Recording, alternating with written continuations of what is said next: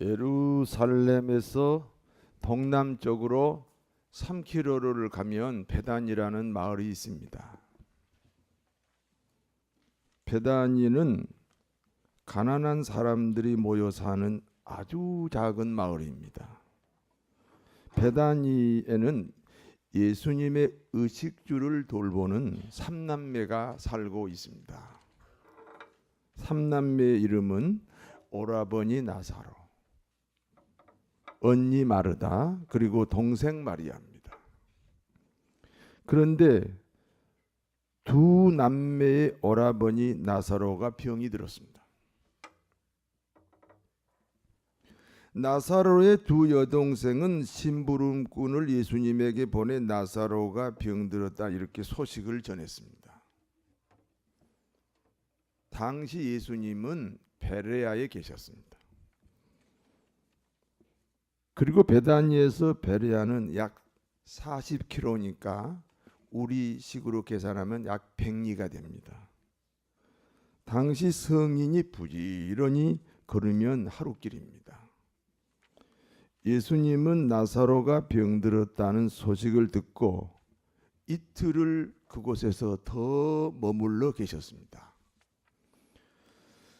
이틀 후에 갑자기 병든 나사로에게 가야 한다는 것입니다. 제자들이 대답합니다. 선생님, 그곳에 있는 유대인들이 선생 죽이려고 해서 우리가 이곳으로 지금 피신 왔습니다. 그런데 그곳으로 다시 가는 것은 위험한 일입니다. 예수님께서 목숨을 걸고 병든 나사로에게 가려는 이유가 있습니다. 나사로가 병든 것이 아니라 사실은 죽은 것을 알고 병들었을 때는 가실 생각을 안 했는데 죽었다는 사실을 알고 그래서 이제 목숨을 걸고 가시겠다는 겁니다. 그러면서 예수님은 죽은 나사로를 잠들었다. 그러니 내가 깨우러 가야 된다. 그렇게 말씀을 하셨습니다. 그때 도마라는 제자가 말합니다. 우리도 함께 죽으러 갑시다. 그곳으로 가면 나사로처럼 우리도 죽는다. 그런 얘기입니다. 뭐 주님이 가자 하니까 그러면 가지요. 뭐 거기서 죽지요. 뭐 그런 표현을 썼어요. 얼마나 위험한 곳이면 그런 대답을 했겠습니까?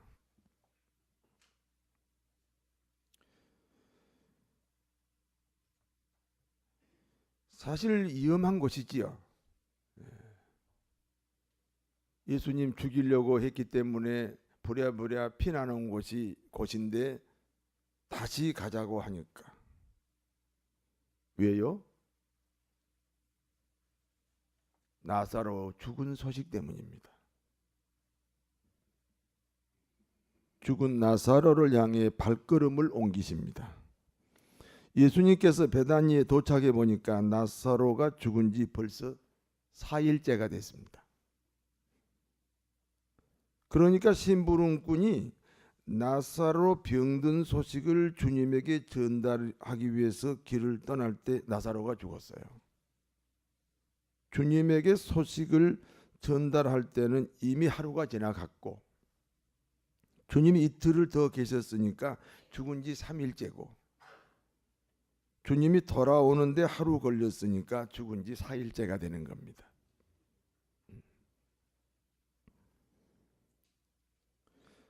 우리 주님이 베다니에 도착해 보니까 두 여동생을 입문하기 위해서 많은 사람들이 모여들었습니다. 지금 같은 시절이 아니잖아요. 아버지 일찍 돌아가시고 어머니 일찍 돌아가시고 3남매가 그 두 여동생이 그 오라버니를 아버지처럼 어머니처럼 의지하고 살고 있는데 그만 그 오라버지가 죽었다. 그래서 사람들이 동정심이 생기고 위로해 줘야 되겠다. 이게 남의 일 같지 않아요. 그래서 모여들어서 그 두 여동생을 위로합니다. 그런 상황에서 지금 주님이 오셨습니다. 그때 마르다가 주님에게 이런 말을 합니다. 주님이 여기 계셨으면 내 오라버니가 안 죽었을 겁니다. 그렇지요. 예수님이 안진병이 고치고 벙어리 말하게 하고 기머거리 듣게 하고 장님 눈뜨게 하고 물리로도 걸어가시고 심지어 죽은 사람도 살리는 것을 옆에서 봤잖아요. 그러니까 주님이 우리와 함께 계셨으면 우리 오라버니가 안 죽었을 거예요. 원망인지 신앙 고백인지 그렇게 이야기를 합니다. 여러분, 주님이 여기 계셨으면, 그 말이 좀 문제가 있어요. 주님은 어디 계세요? 여기 계세요. 언제나 여러분과 함께 계세요. 예수님이 마르다에게 말씀합니다. 내 오라비는 다시 살아날 것이다. 마르다가 대답합니다. 마지막 날 부활 때는 다시 일어날 줄 내가 아나이다. 마지막 날은 지구의 종말이기도 하고 예수님의 재림한 날이기도 합니다. 그러니까 평소에 예수님에게 아마 성경 공부를 많이 한 것 같습니다. 언젠가는 이 세상 종말이 있다. 그리고 그때는 내가 이제 승천했다가 다시 재림하는 날이 될 것이다. 그러면 죽은 사람이 다 무덤에서 살아난다. 그 예수님에게 옛날에 아마 성경 공부를 했는 것 같아요. 오라비가 살아난다 하니까 옛날에 자기가 성경 공부한 이야기를 하는 겁니다. 여러분, 아는 성경 지식이 지금 오라비 살리는데 장애물이 되고 있습니다.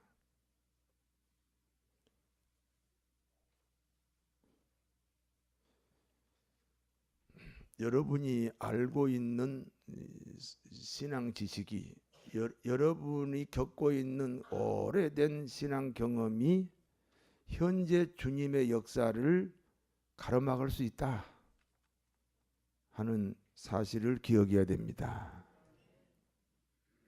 주님이 다시 말씀합니다. 신앙은 과거가 아니다. 신앙은 미래도 아니다. 신앙은 현실이다. 과거에 나 예수 잘 믿은 얘기 하지 마세요. 앞으로 내가 이렇게 잘 믿을 것이다, 그 얘기도 하지 마세요. 지금, 지금 잘 믿어야 됩니다. 한번 따라서요. 신앙은 현실이다. 그러시면서 이렇게 말씀합니다. 나는 부활이요 생명이니 나를 믿는 자는 죽어도 살겠고 무릇 살아서 믿는 자는 영원히 죽지 아니하리라. 지금 오라버니를 살릴 수 있다. 지금 오라버니를 살릴 수 있다. 이것을 내가 믿느냐? 마르다가 대답합니다. 아멘.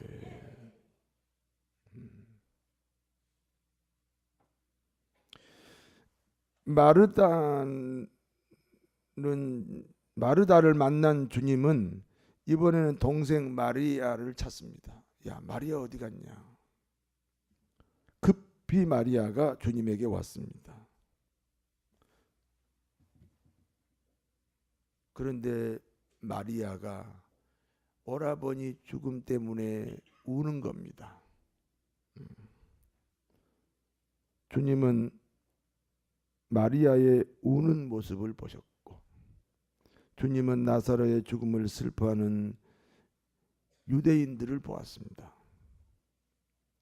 예수님의 마음에도 비통함이 생겼습니다. 죽은 나사로를 불쌍히 여기사 눈물을 흘리셨습니다. 요한복음 11장 34절 35절을 같이 읽습니다. 이르시되 그를 어디 두었느냐 이르되 주여 와서 보시옵소서 하니 예수님께서 눈물을 흘리시더라. 눈물을 흘리시더라.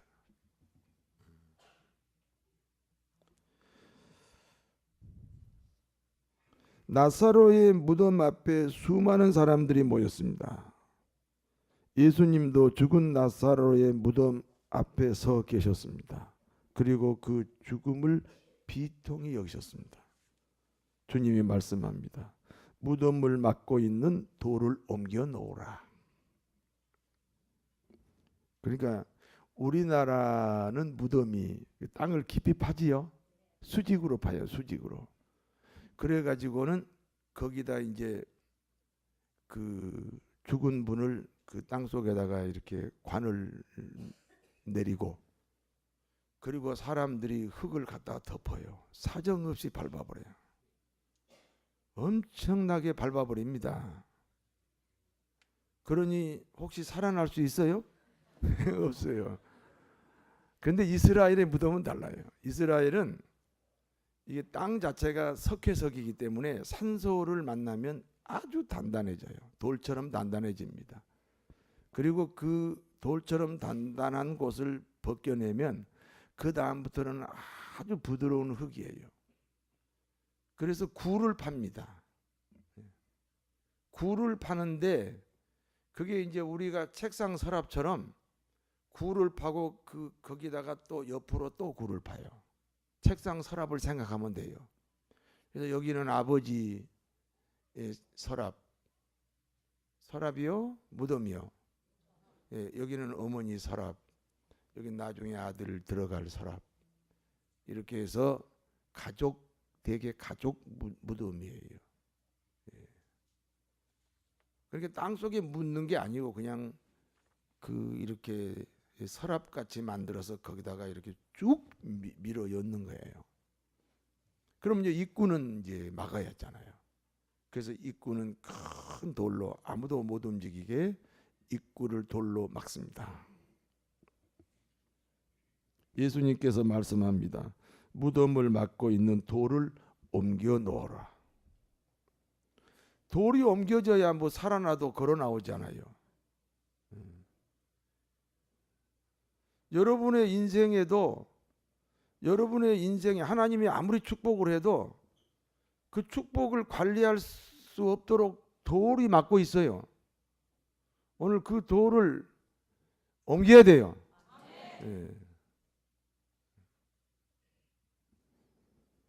죽은 나사로의 동생 마르다가 대답합니다.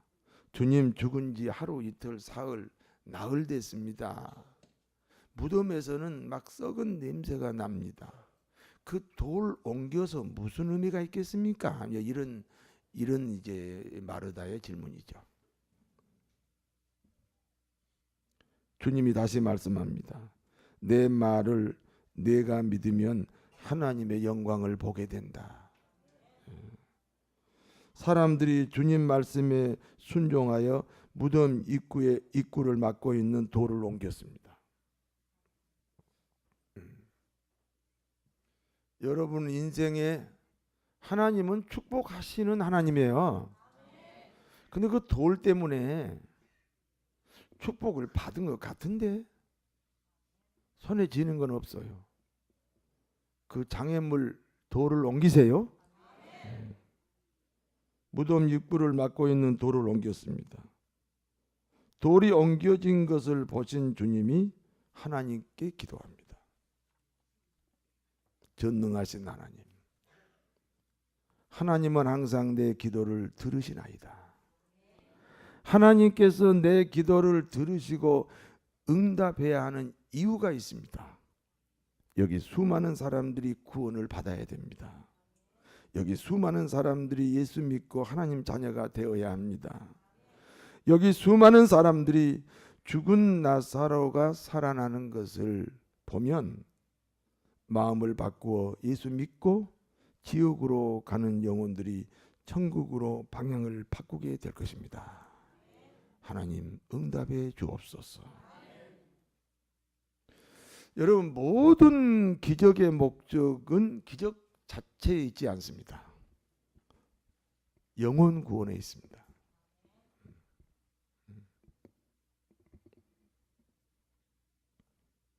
주님은 기도하신 후에 큰 소리로 말씀합니다. 나사로야 나오라. 안 나왔으면 좋겠어요? 왜 아멘도 안 하셔?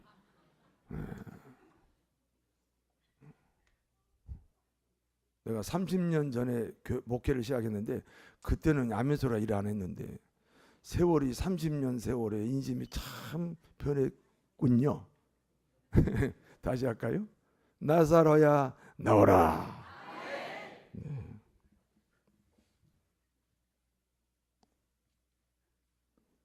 죽은 나사로가 수위에 몸이 잠긴 채로 뚜벅뚜벅 걸어 나왔습니다. 할 수 있다 하시니는 나의 능력 주 하나님.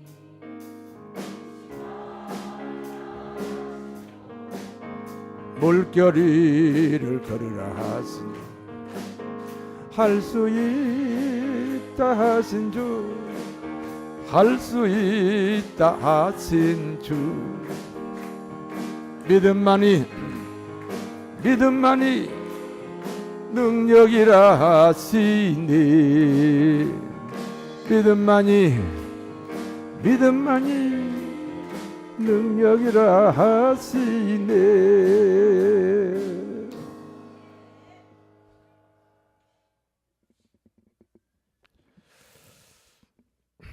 왜 무덤에서 나사로만 나왔는지 아십니까?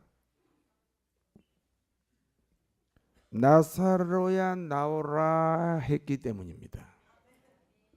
만약에 나사로라는 이름을 부르지 않았으면 당시 무덤에 있는 모든 사람이 나왔을 겁니다. 그래서 이름이 중요합니다. 하나님이 여러분의 이름을 알고 있을까요? 하나님이 여러분의 이름을 부르고 계실까요? 예수님께서 다시 말씀합니다. 수의를 풀어 자유롭게 다니게 하라.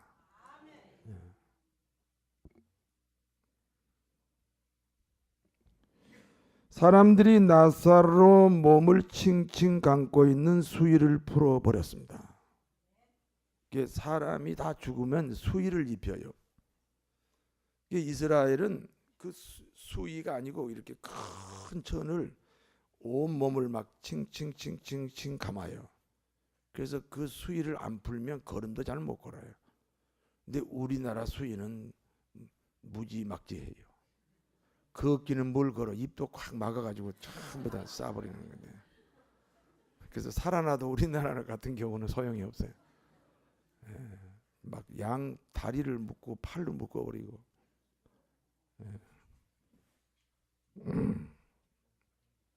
사람들이 나사로 몸을 칭칭 감고 있는 수의를 풀어버렸습니다.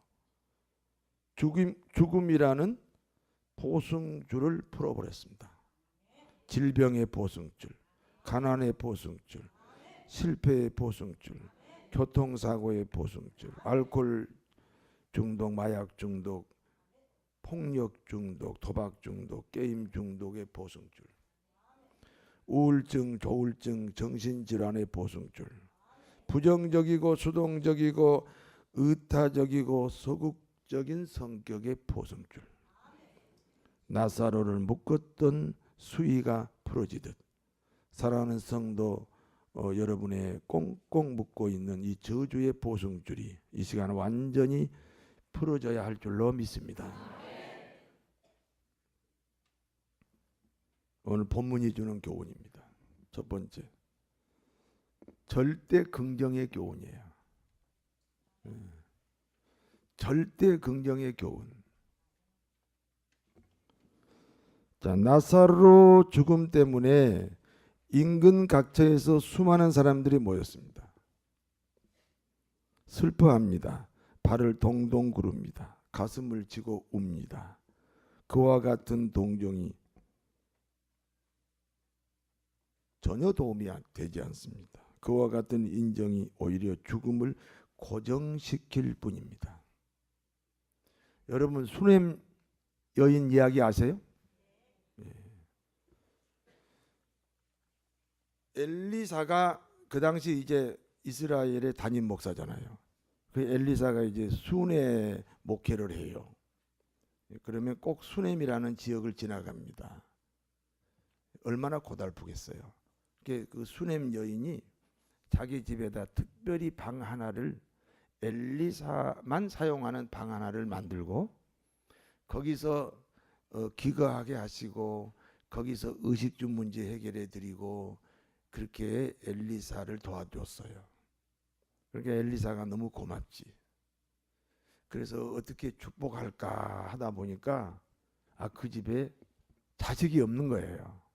엘리사가 축복하니까 그 다음에 아들을 낳습니다. 근데 그 아들이 이제 소년이 됐어요. 소년이니까 정확하게 몇 살인지 모르지만 초등학교 5, 6학년 됐겠지요.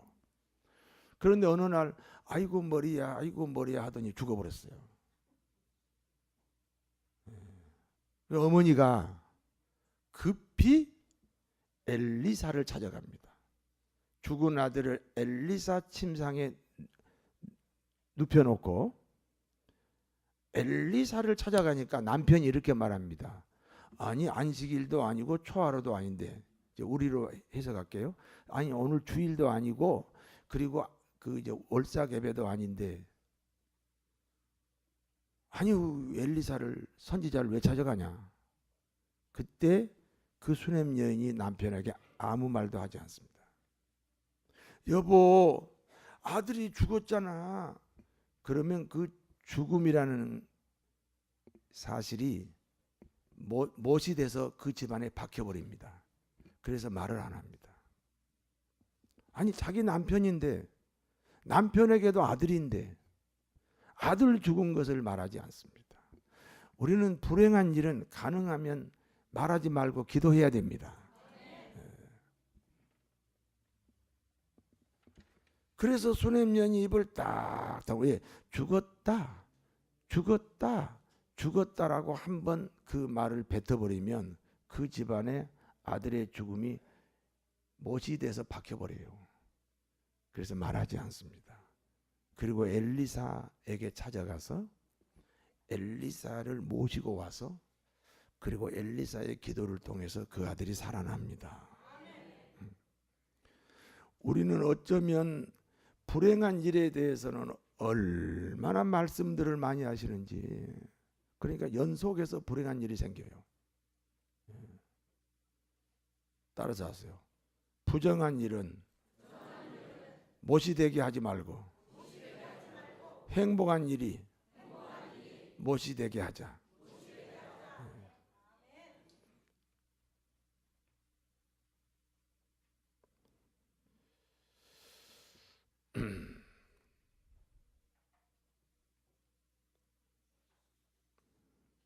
나사로가 죽었습니다. 그런데 주님은 죽은 나사로를 향하여 잠을 자고 있다 이렇게 말합니다.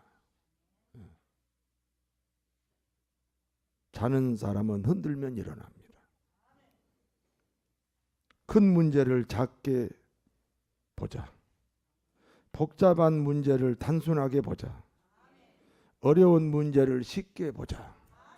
죽음 같은 문제를 자는 것처럼 보자. 그래야 문제를 해결한다는 거예요.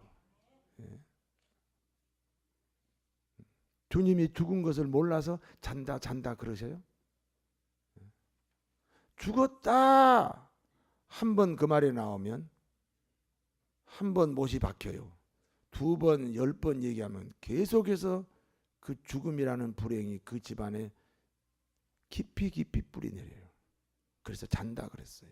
살리고 싶거든요. 그래서 잔다 그랬어요.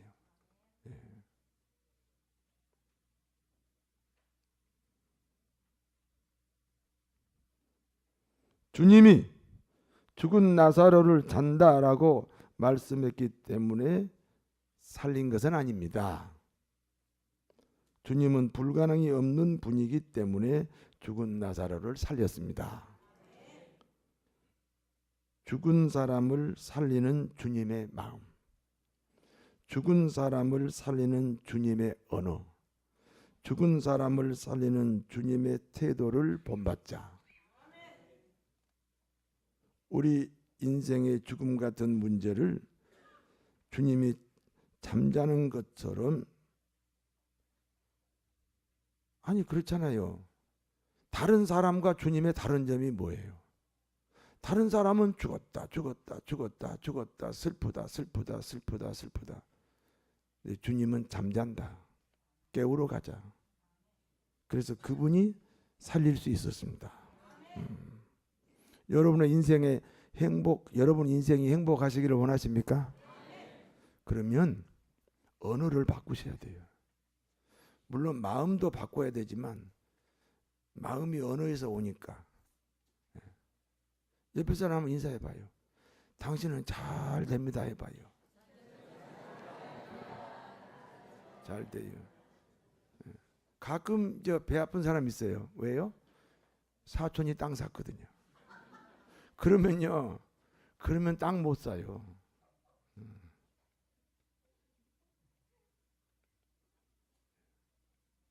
죽은 사람을 잔다. 아무도 그렇게 말하지 않았는데 예수님이 그렇게 말씀하셨어요. 그분이 살려요.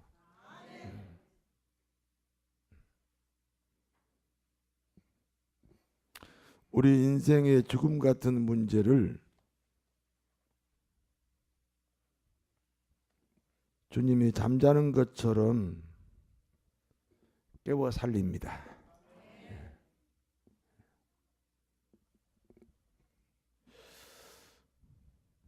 별거 아니에요. 인생이 별거 아니에요. 하나님이 개입하시면 다 해결돼요. 긍정적인 마인드, 긍정의 힘, 긍정의 능력.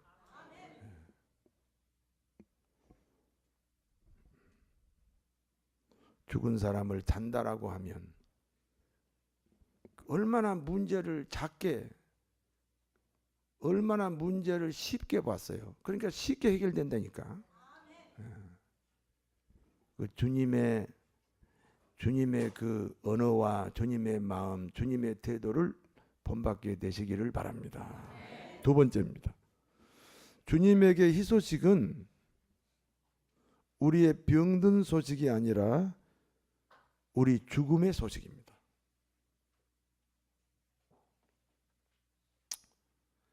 여러분 문제가 많지요? 여러분 인생에 문제가 있어요 없어요? 문제가 없는 사람이 문제지. 인생은 문제의 연속이요. 그러면 여러분이 이제 문제를 주님한테 고백을 해. 그럼 주님 뭐라 하는지 아세요? 야, 그 문제 해결하면 다른 문제 없냐? 그냥 그 문제 익숙한 대로 그냥 살아. 이러시냐고요. 우리 인생이라는 게 원래 문제의 연속이요. 새로운 문제 생기면 더 힘들어. 그냥 있는 문제 가지고 사는 게 좋아. 그래서 문제 있어요 주님, 문제 있어요 주님, 병 들었어요 주님, 그건 주님에게 관심 없어요. 주님의 관심은 우리가 죽었다는 소식이에요. 제자들이 말합니다. 베다니 쪽에서 주님을 죽이려고 하니까 우리가 이곳으로 피신 왔습니다. 그러므로 그곳으로 가면 우리가 목숨이 위험합니다. 가면 안 됩니다. 주님이 말씀합니다. 나사로가 죽었다 가야 된다. 이 죽었다는 소식이에요. 주님에게는 희소식이에요. 다시 말씀드려요. 주님에게 여러분의 소식이 어떤 소식이 전해지고 있나요? 뭐 아직 사실 내용도 잘 모르면서 죽었다는 소식이라는 사실이에요. 내가 이제 다시 말씀드릴게요. 병들었다. 문제가 있어요. 괴로워요. 힘들어요. 그런 소식보다는 무슨 소식이 주님에게는 이 소식이다고요?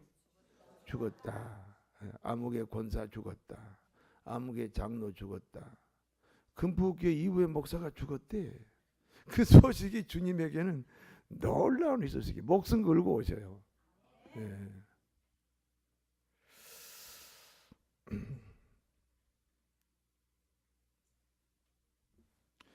주님이 들으시는 성도들의 죽었다는 소식의 의미가 무엇입니까?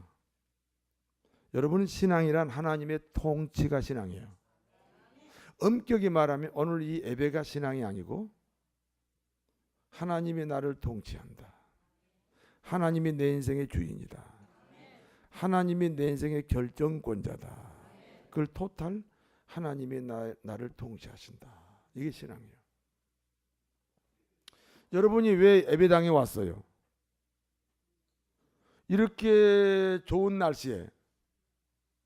이야, 이 뒤에 자리가 텅텅 비었어요. 형, 돈 받지 마시고 저기 보세요. 왜 예배당에 왔어요? 하나님이 나를 뭐하니까? 통치하니까. 하나님이 내 인생의 주인이니까. 하나님이 오늘은 가서 예배 드리라고 결정하셨으니까. 그래서 우리가 오늘 예배당에 왔어요. 그래서 신앙이 되는 거예요. 믿습니까?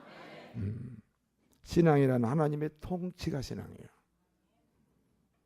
그러면 어떤 경우에 하나님이 나를 통치하시나요? 내가 죽은 만큼 하나님이 나를 통치합니다.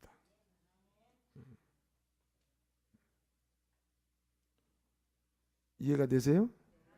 내가 살아 있으면 통치 못해요. 내가 죽은 만큼 하나님이 나를 통치해요. 50%만 죽으면 하나님이 나를 50%만 통치해요. 그럼 물어봅시다. 나사로가 어떻게 살아났어요? 온전히 죽었으니까 하나님이 온전히 통치하셨어요. 그래서 살아났어요. 여러분이 밥 세 끼 먹고 살아 계시지만 하나님 앞에 나사로처럼 죽은 자가 되시기를 바랍니다. 그러면 살아나요. 그러면 기적이 일어나요. 예.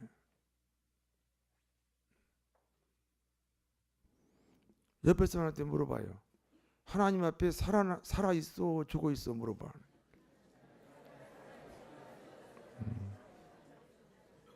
주님이 우리를 통치하려면 우리는 죽어야 합니다.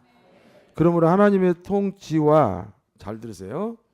하나님의 통치와 성도의 죽음이라는 단어는 동일어입니다.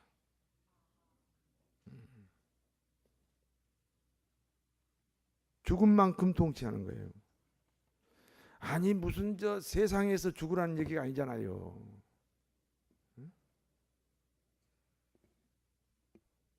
뭐 보이스피싱 당하고 그렇게 죽으라는 얘기 아니잖아요. 주님 앞에 죽어요. 그분이 나를 통치하도록 내가 무너져야 돼요.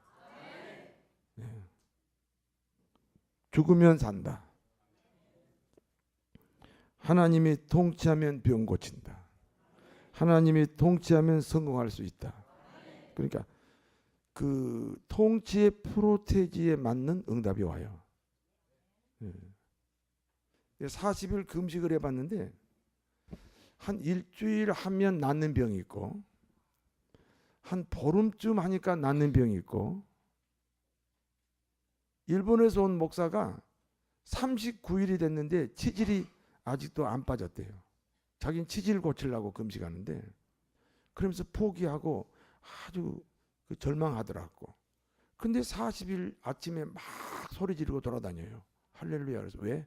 빠졌어요. 40일째 되니까 40일 그 하나님의 통치의 프로테지만큼 응답이 달라요. 나사로는 100% 통치해서 100% 살아났어요. 그게 나사로 얘기요, 우리 얘기요, 우리 이야기입니다.